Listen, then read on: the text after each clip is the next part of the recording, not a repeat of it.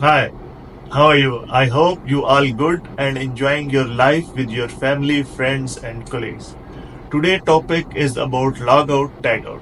Logout tagout procedure.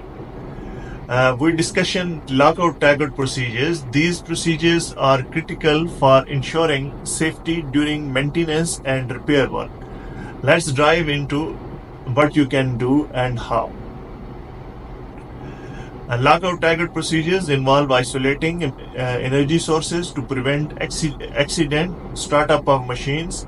These can include electrical, hydraulic, and pneumatic, and other energy sources. First, identify all energy sources for the equipment you are working on. Before starting a work, shut down the equipment and disconnect from energy sources. Use lockout devices to look the energy isolation devices in the off position. Each worker should apply their own lock to ensure no one else can start the equipment. Tagout devices provide a visual warning. Attach tags to the energy isolation devices, including the equipment is locked out and should not be operated.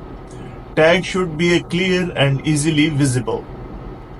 Before starting maintenance, verify that all energy sources are isolated. This can include checking the electrical circuits and de-energizing or releasing stored energy from the hydraulic or pneumatic system. Once the work is complete, follow the proper procedure to remove locks and tags. Ensure that all workers are clear of the equipment and it is safe to restart. Only person who applied the lockout should remove it. To summarize, lockout tagout procedures are essential for the prevention of accident. During maintenance work, always follow these steps. Ensure your safety and other safety as well.